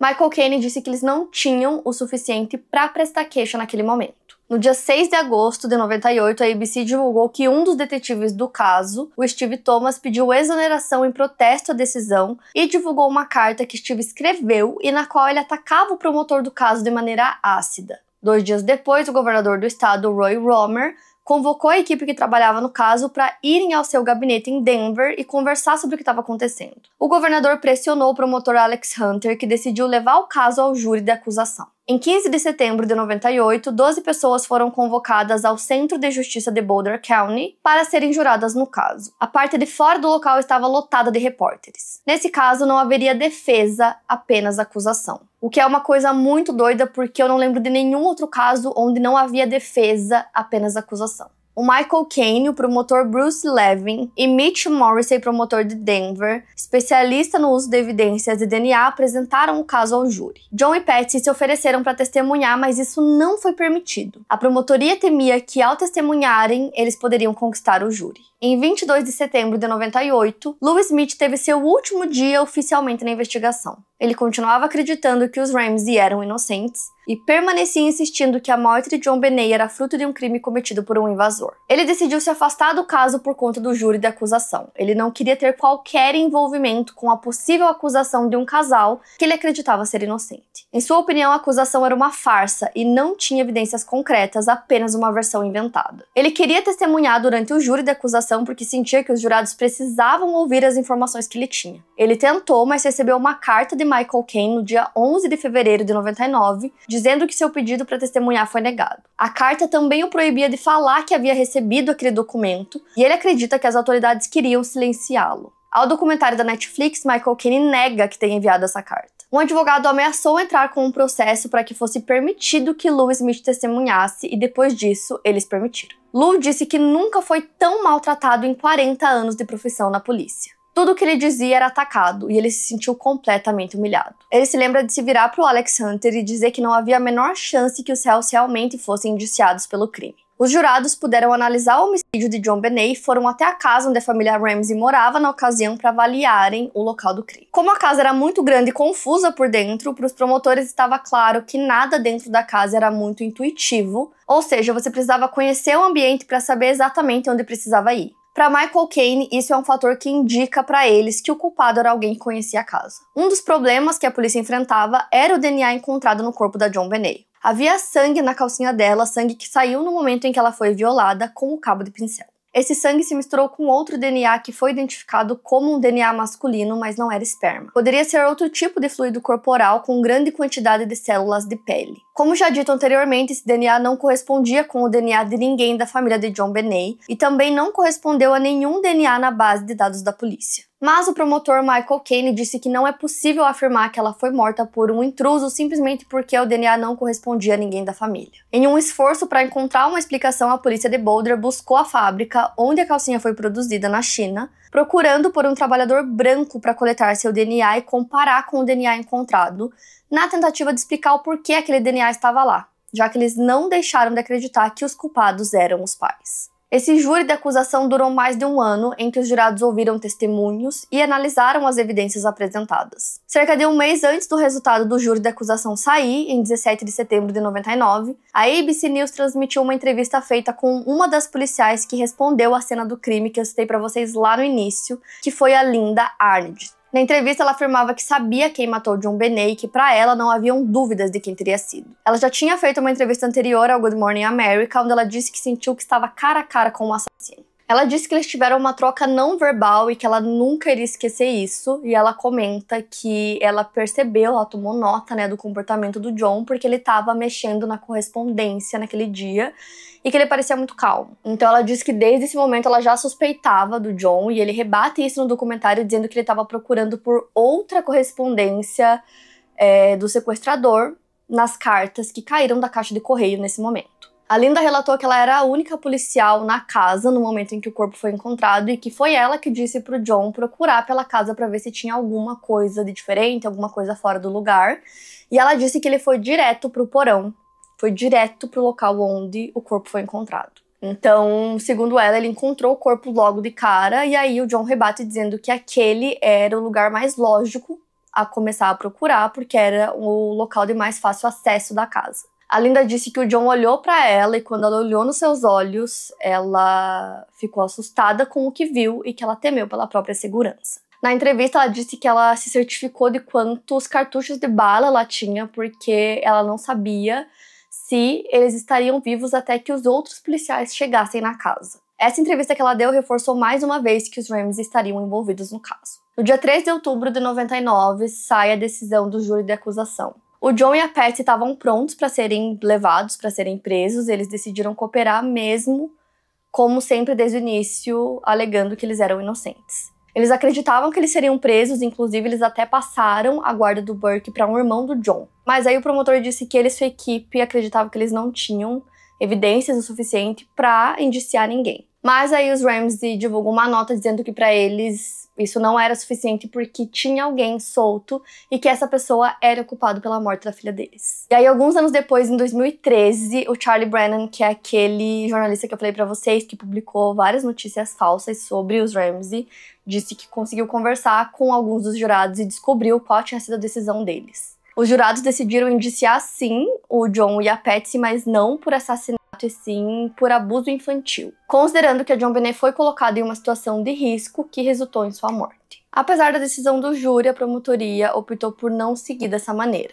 Muitas pessoas estavam decepcionadas, inclusive o Michael Caine, que sentiu que os seus últimos 2 anos de trabalho foram meio que desperdiçados e que resultaram em um caso sem solução. Na opinião do John Andrew, que é o filho mais velho do John Ramsey, tudo isso não serviu para nada e eles só desperdiçaram recursos. De acordo com o Mitch Morrissey, o júri achava que havia justa causa no indiciamento do casal, mas a justa causa é o requisito mais baixo do sistema de justiça criminal dos Estados Unidos e há uma longa distância entre isso e uma prova cabal e irrefutável, que seria o requisito mais alto. Então ele explica que, como promotor, se não há provas irrefutáveis, é possível escolher não oferecer uma denúncia. O Alex Hunter deu uma entrevista em 2004 na qual falou que apresentar uma denúncia quando não se tem provas muito concretas é algo horrível de ser feito com as pessoas envolvidas. Então ele estava orgulhoso do fato de que resistiu à tempestade e agiu corretamente de acordo com as evidências, e ele se sentia em paz. Então, logo depois que o júri da acusação se encerrou, os Ramsey voltaram para Atlanta.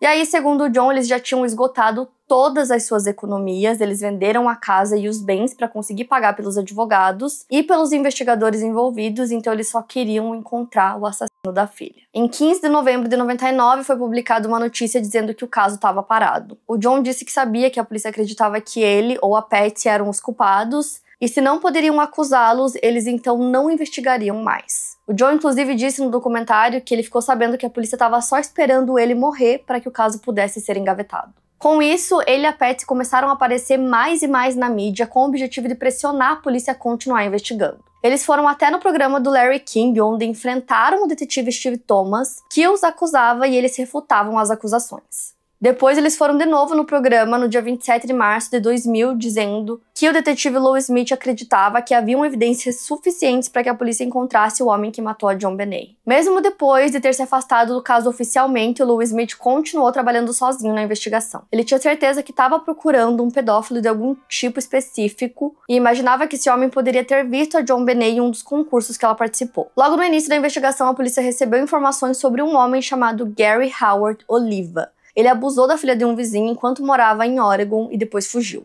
E ele passou um tempo em Boulder vivendo como sem-teto. Um dos amigos dele conversou com a polícia e disse que o Gary tinha ligado para ele muito angustiado, dizendo que teria acabado de machucar uma garotinha. Por conta dessa alegação, a polícia investigou o Gary. Quando os policiais foram até a tenda onde ele vivia para conversar com ele, se depararam com fotos da JonBenét. Em entrevista à polícia, ele falou que não era o culpado e que ela teria aparecido para ele em espírito depois de sua morte. Na época, ele garantiu à polícia que assumiria a culpa pelo assassinato se eles dessem para ele 3 refeições por dia e um teto. Mas aí eles testaram o DNA dele e não batia com o DNA da cena do crime. Por conta disso, a polícia não conseguiu confirmar se ele era o autor do crime. No documentário tem um casal de jornalistas investigativos chamados Joyce e Stephen Singular. Eles contam que ficaram sabendo sobre o caso da JonBenét e decidiram pesquisar. Tudo isso começou no ano que o caso aconteceu, em 96, e na época eles moravam a 48 quilômetros de Boulder. A Joyce fala sobre como os Ramsey foram ingênuos sobre a forma como eles vestiam a filha, achando que isso não atrairia a atenção dos pedófilos. Então o casal de jornalistas decidiu entrevistar mães de meninas que participavam de concursos de beleza na mesma época da JonBenét, e algumas das mães tinham algumas suspeitas em relação a pessoas que iam assistir aos concursos, que no caso não eram pais nem parentes de nenhuma das crianças que estavam se apresentando.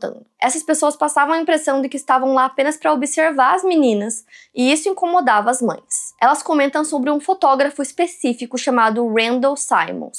Ele era o principal fotógrafo da JonBenét e de outras meninas que participavam dos concursos. Inclusive, ele vendeu algumas fotos da JonBenét para uma agência que posteriormente vendeu as fotos aos tabloides. Muitas mães das meninas que participavam dos concursos ficaram muito bravas com essa situação. Uma das mães em específico disse que ele tinha fotos muito esquisitas nas paredes do estúdio dele e que ele também tinha comportamentos duvidosos. Inclusive, depois da morte da JonBenét, ela disse que ele ligou para algumas das mães histérico, dizendo que ele não tinha matado ela. O que é muito esquisito porque ele não tinha sido acusado de nada, então esse comportamento foi estranho e deixou elas meio que em alerta em questão de tudo isso. E aí, esse jornalista que eu falei pra vocês, que começou a pesquisar sobre o caso, ele é a esposa dele, tentou entrar em contato com esse fotógrafo várias vezes, ligou pra ele muitas vezes, ele atendeu apenas a uma dessas ligações.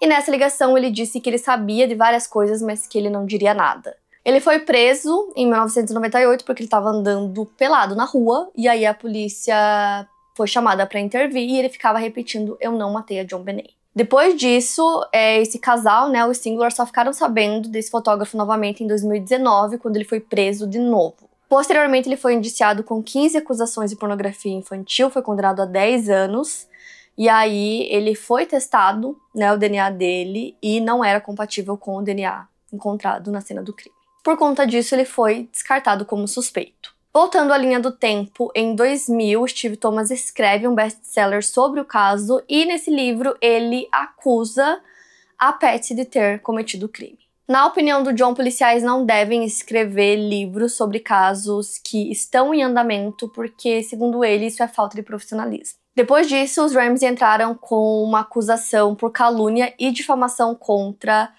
o Steve e também a editora que publicou o livro, pedindo uma indenização de $80 milhões. Essa ação foi arquivada depois que os Ramsey e a editora entraram em um acordo, então foi pago um valor à família que não foi divulgado. E aí, em setembro do ano seguinte, o mesmo detetive Steve Thomas estava depondo em uma ação civil sobre o caso de JonBenét. Em seu depoimento, ele foi questionado pelo advogado dos Ramsey sobre diferentes aspectos da conduta policial durante a investigação. O advogado perguntou se o plano da polícia era vazar informações na imprensa que implicassem os Ramsey no homicídio da própria filha. Ele respondeu que eles discutiram com o FBI sobre exercer uma certa pressão pública em pessoas que não estavam cooperando com a investigação.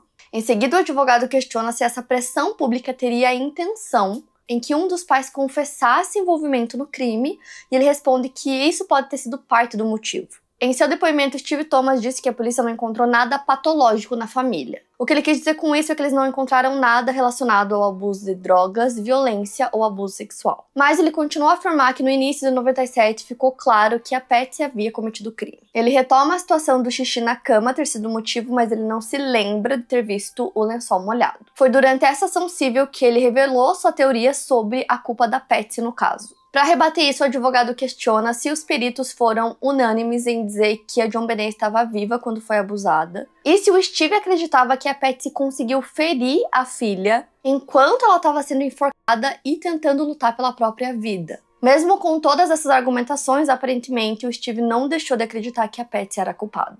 E aí, em 10 de setembro de 2002, o professor documentarista Michael Tracey, que fez o documentário em 98 que eu citei para vocês, acaba tendo uma pessoa entrando em contato com ele por um homem dizendo que sabia que ele trabalhava no caso e tal, e que queria conversar com ele. Esse homem se identifica como Dexys e esse contato vem por e-mail. E aí ele disse que ele não vai, revelar sua identidade, que ele preferia se manter anônimo porque ele estava sendo investigado por vários outros crimes e que ele estava em fuga e que eram crimes bem pesados. Então ele disse que os crimes variavam de abuso até o homicídio de uma garota de 12 anos de idade. E aí, eventualmente, ele começa a insinuar que ele é o assassino da JonBenét, que ele manteve segredo por muito tempo, que ele estava se sentindo culpado e até envergonhado. Ele disse que estava profundamente arrependido, que ele sofreu e que ele sofria muito mesmo não estando dentro de uma cela de prisão. O Michael disse que o Dexys dava a entender que ele entendia a sua relação com a JonBenét como uma relação de paixão. Ele falava que a amava muito, que ele não era um criminoso genial e que a morte dela tinha sido um acidente. Então, depois de conversar com ele algumas vezes, ele decide se encontrar com o John Ramsey para falar sobre essa pessoa que ele vinha conversando por e-mail. E aí, o John estava muito cético em relação a tudo isso, porque o caso JonBenét é um caso gigantesco, então essa pessoa poderia ter pegado informações online, informações que tinham saído no mundo todo e podia só estar querendo atenção. Então o Michael conversa com o Dexter sobre isso e meio que pede alguma prova de que ele tá falando a verdade, que ele não tá inventando tudo aquilo. E aí ele fala pra ele perguntar pro John Ramsey qual apelido que a JonBenét usava com a avó dela, qual era esse apelido, que era uma informação que até então não tinha saído em nada da mídia, era uma coisa que não tinha como ele saber. A JonBenét chamava sua avó Nedra de Ned, e aí eles procuraram, o John e o Michael para ver se essa informação tinha saído na mídia em algum momento, em alguma coisa. Eles procuraram em tudo e realmente essa informação não tinha vazado.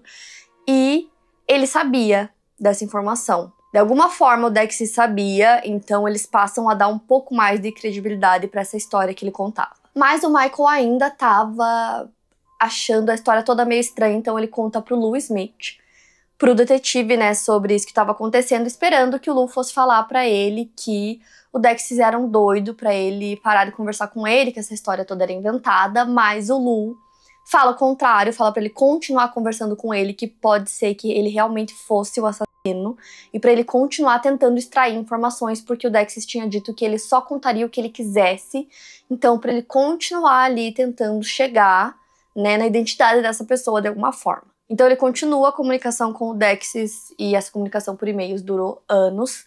Nesse meio tempo, a Patsy continuava, indo no médico, porque o câncer estava em remissão para ver se estava tudo bem, até que no 8º ano o câncer volta. Segundo o John, quando isso acontece, o câncer resiste mais ao tratamento. A Patsy foi para a casa do seu pai, no norte de Atlanta, para fazer o tratamento. E o câncer foi consumindo a Patsy aos poucos e chegou no ponto do médico recomendar os cuidados paliativos apenas para dar para ela uma vida mais confortável, sem muita dor. A família não estava pronta para esse momento. A Patsy queria continuar lutando e o John queria que ela continuasse lutando, mas chegou num ponto que ele decidiu acatar as recomendações médicas e pediu para que parassem o tratamento sem que a Patsy soubesse. O câncer acabou atingindo o cérebro da Patsy, então ela não se comportava mais da mesma forma, não era mais a mesma, e ela não sabia que a sua família tinha desistido do tratamento. Então ela sempre perguntava quando seria o próximo tratamento, e o John sabia que não haveria o próximo. Nos e-mails do Dexys, ele falava sobre o quanto ele amava John Benet e que ele queria encontrar a Patsy, que precisava encontrá-la antes que ela morresse. Em 2006, ele pediu para que o Michael conseguisse que ele falasse com a Patsy para que ele pudesse pedir desculpas por ter cometido o crime. Ele queria o número do telefone dos Ramsey, mas o Michael ficava enrolando ele. O Dexys até dizia que era mais fácil aparecer na casa deles do que conseguir o telefone ou o e-mail, e o Michael entendeu isso como uma ameaça. Na época, isso era meados dos anos 2000, outra promotora tinha assumido o caso. A Mary Lacey foi a promotora de Boulder entre 2001 e 2009. O Michael foi até ela e mostrou todos os e-mails dizendo que o Dexys era uma pessoa que precisava ser investigada. Então a Mary iniciou uma investigação que envolveu a imigração e a alfândega. Em dado momento, o Dexys começou a conversar com o Michael por telefone. Foram 11 horas de conversas gravadas que eram monitoradas por agências de inteligência. Nessas conversas, ele descreveu o que teria acontecido na noite do crime e para o Michael, a pior parte durante essas conversas com o Dexys era fingir que estava tudo bem enquanto ele ouvia aquilo, ele não podia julgar. Então ele narra tudo o que teria acontecido naquela noite e ele conta que ele saiu por aquela janela mesmo, que era a janela que eles acreditavam, né, que o Louis Smith acreditava que ele tinha usado.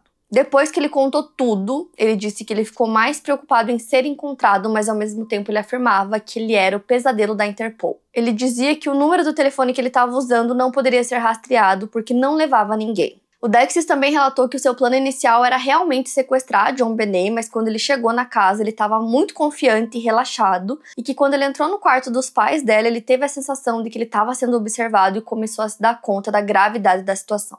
Ele se questionava o que iria fazer em relação aos pais dela, então ele queria que eles tivessem informações suficientes para que soubessem que ela seria devolvida. Então ele quis escrever o bilhete de resgate de maneira educada e carinhosa, mas ele sabia que se fizesse isso, seria encontrado pela polícia. Ele disse que tentou, mas não conseguiu de maneira nenhuma endereçar a carta para Patsy, então ele tentou no começo, mas logo mudou de ideia. Ele continuava insistindo em conversar com a Patsy pelo telefone. Na época ela estava acamada por conta do câncer, mas a polícia decidiu explorar o fato de que ele poderia conversar com ela para tentar encontrá-lo. Um telefone grampeado foi colocado ao lado da cama da Patsy e eles aguardaram a ligação, só que ele nunca ligou. A Patsy faleceu no dia 24 de junho de 2006, depois de um período em que ela esteve muito doente. Ela tinha 49 anos de idade. Na época, o Burke tinha acabado de se formar no ensino médio e estava na faculdade. O Michael ligou para o Dexys para avisar que a Patsy tinha falecido, e ele disse que isso era terrível porque ele não conseguiu pedir perdão para ela. De alguma forma, o Dexys sabia que o Michael tinha a última foto tirada da John Benet viva, e ele pediu para que ele escaneasse essa foto dela e enviasse para ele. Ele faz esse pedido por e-mail e aí um dos investigadores sugere que o Michael ofereça para ele enviar a foto original. E imediatamente ele aceita. O Dexys passa o endereço de uma caixa postal de correios em Bangkok, capital da Tailândia. Nos e-mails ele disse que esse endereço que ele passou era muito longe de onde ele estava porque ele tinha medo de ser pego. Então ele passa esse endereço, eles enviam a foto para lá e ficam esperando ele aparecer. Então essa unidade de correios específica fica sob vigilância, esperando esse momento, e o Dexys tinha dito pro Michael que ele tinha comprado uma bicicleta, ele até descreve essa bicicleta, até que um homem com essa bicicleta vai até os correios para pegar a foto, e a polícia descobre que o Dexys na verdade é um homem chamado John Mark Carr.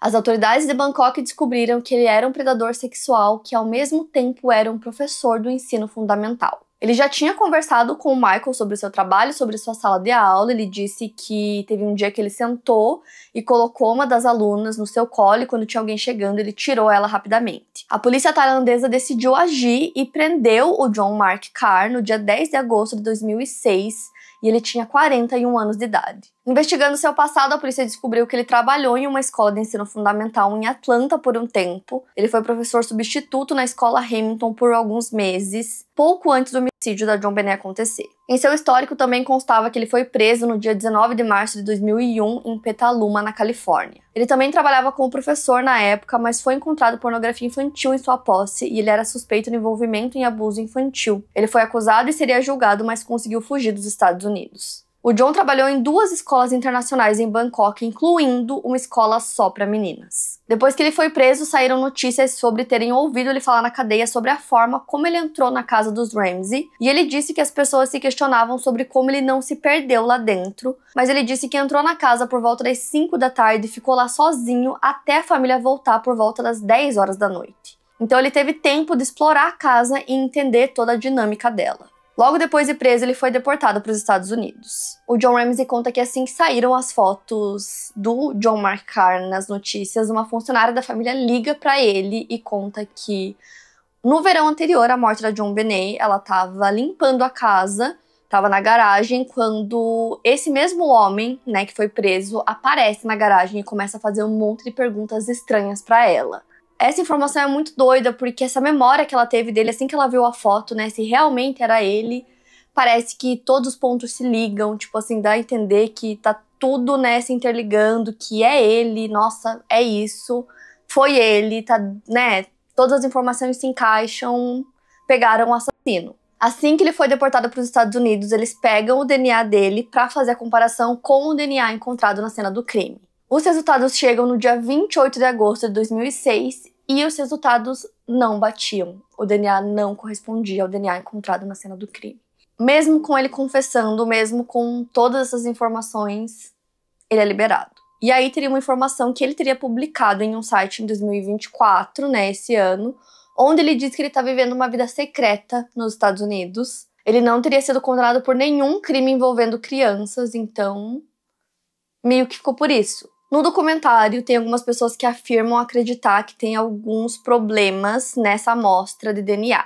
O jornalista Charlie Brennan diz que os problemas com o DNA aconteceram desde o começo da investigação e, em sua opinião, isso poderia estar diretamente ligado com a contaminação da cena do crime. Considerando esse fator, ele acha problemático apostar todas as fichas do caso no DNA. O promotor Mitch Morrissey relembra os erros cometidos pela polícia de Boulder logo no início da investigação, que, em sua opinião, comprometeram muito o caso no quesito de contaminação de amostras. Mas se há contaminação, o documentarista Michael Taylor acredita que muitas pessoas que foram excluídas continuam sendo suspeitas. O John Andrew, que é um dos filhos, do John Ramsey, irmão da JonBenét, ele diz que a polícia nunca deixou de suspeitar do John e da Patsy só porque o DNA deles não batia com o DNA na cena do crime, e isso deveria ser feito com todos os outros que foram suspeitos do caso, e eles não poderiam ser excluídos apenas porque o DNA não correspondia. Um dos investigadores mais engajados no caso, que é o Lou Smith, teve câncer e mesmo enquanto fazia suas sessões de quimioterapia,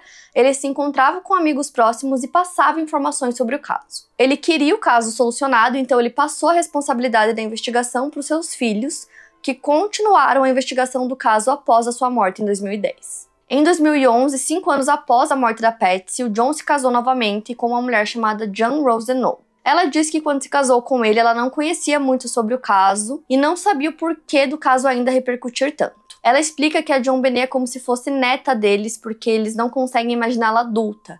Parece que ela parou no tempo e suas fotos e lembranças estão junto com eles, onde eles guardam as coisas dos netos. Em 2016, eles voltaram a falar sobre o caso, dessa vez com a mídia publicando sobre essa possível contaminação de amostras. Foi também nesse ano que a CBS exibiu um programa no horário nobre no qual acusava Burke Ramsey de matar a própria irmã. Eles levaram um menino de 10 anos no programa para fazer uma simulação e insinuaram que o Burke matou a JonBenét porque ela comeu o lanche dele. O Burke processou a CBS, os produtores e apresentadores em $750 milhões de indenização. Mas o caso foi arquivado depois que a CBS e os produtores aceitaram pagar um valor desconhecido para ele. O caso do processo foi arquivado, mas a teoria de que Burke era o assassino só crescia principalmente na internet. Os promotores do caso precisaram ir até a imprensa para desmentir essas alegações porque perceberam que a proporção disso já estava muito grande. Então eles emitiram um comunicado inocentando Burke. Ele não deu entrevista no documentário, citando como justificativa a forma como ele foi tratado ao longo dos anos pela imprensa. Apesar de décadas terem se passado, o caso da JonBenét ainda é um caso não solucionado. No dia 28 de abril de 2022, a família da JonBenét pediu ao governador Jared Polis para que agisse para encontrar respostas sobre o caso. O John Ramsey explica que eles estão insistindo para que hajam testes com 5 ou 6 objetos que estavam na cena do crime e foram levados ao laboratório e que amostras de DNA sejam coletadas desses objetos, algo que não aconteceu em 1996. O desejo da família é que essas amostras sejam recolhidas e testadas com os DNAs disponíveis no banco de dados e com o uso da genealogia genética com o banco de dados genéticos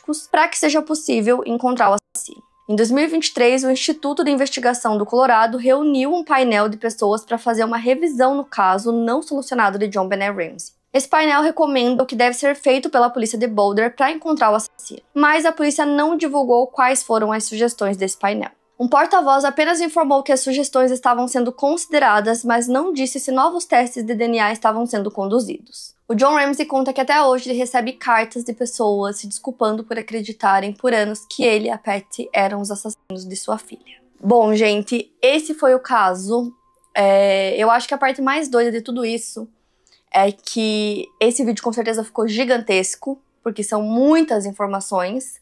Mas os principais suspeitos, né, que eu cito nesse vídeo são os mesmos que eu citei, 6 anos atrás, no primeiro vídeo que eu fiz sobre esse caso em 2018, num vídeo de 15 minutos, só que agora, obviamente, com muitos novos detalhes, né, com outra visão do caso bem diferente da que eu fiz 6 anos atrás. Então, esse é um caso que, de novo, é um caso que me pega muito, é um caso que eu tenho muito interesse nele, porque, não sei, gente, pra mim é muito doido que esse caso não tenha sido solucionado até hoje. É muito doido que os suspeitos sejam os mesmos até hoje e eles ainda não tenham chegado na solução desse caso. Agora que ele voltou à tona, me lembra até um pouco o que aconteceu com o caso dos Menendez, né, que voltou à tona agora também, então talvez agora role uma movimentação que possa ajudar, né? Toda vez que esses casos que foram muito falados, foram muito famosos por um longo período, aí, né, passa, meio que cessa por um tempo e depois volta, é possível que isso ajude de alguma forma a que voltem a falar sobre, porque aí ele é investigado lá onde aconteceu, né, em Boulder, então pode ser que agora eles voltem, né, se eles ainda tiverem essas evidências que foram citadas agora no fim, né, que tem outras evidências de DNA além das que eles usaram, se elas foram preservadas e realmente tiver esse DNA lá preservado da forma correta, é possível que eles consigam usar e é possível que chegue, né, na solução desse caso, gente, porque não é possível, tipo assim, eu não consigo aceitar, ele tem que chegar numa solução. Esse é um dos casos, assim, que eu preciso saber o que aconteceu. Eu quero muito saber o que vocês acham, me contem. O documentário acabou de sair na Netflix, ele é muito bom. Então, pra quem quiser assistir, vale bastante a pena. E esse é um dos casos que tem muito material, então tem muita foto, muito vídeo. Então, no documentário tem bastante material visual que eu fico muito assim, eu gosto muito de ver essa parte da investigação e lá tem bastante coisa. Então, praticamente tudo que eu falei aqui pra vocês nesse vídeo tem visualmente lá, então é legal assistir. E eu quero muito saber o que vocês acham. O que vocês acham que aconteceu? Quem vocês acham que cometeu o crime? Me conta aqui nos comentários. Playlist completa com todos os casos que eu já contei aqui no canal. Vai estar aqui na descrição para vocês maratonarem. São mais de 400 casos.